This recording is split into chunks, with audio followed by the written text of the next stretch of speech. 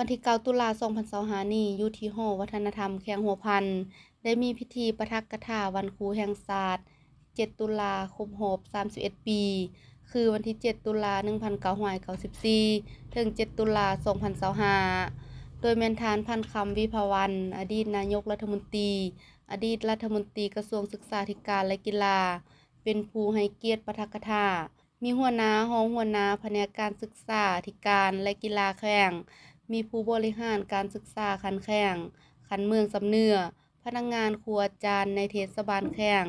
และนักเรียนม.6 ม.7 อยู่โรงเรียนม.ส.พันลาม.ส.พันซ้ำและม.ปลายตัวแบบเข้าร่วมรับฟัง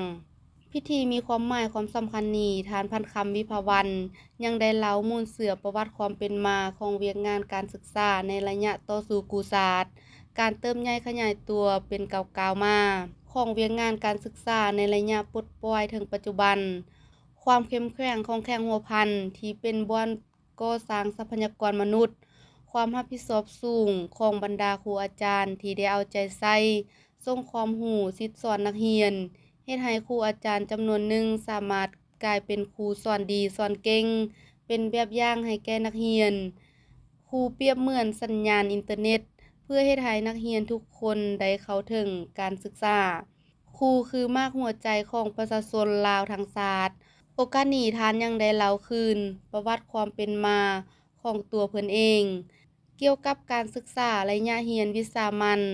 ก้าวไปถึงจนจบวิชาเฉพาะและการเคลื่อนไหวนำพาสีนำเวียกงานการศึกษาระยะผ่านมาเติมอีกเมื่อหวนคะนึงถึงชีวิตคู่อยากหาสายมาเทียมคู่เหมือนคู่นี้ยากเต็มทนค่อนคืนอดสาสอบหาวิสามาใส่ตัว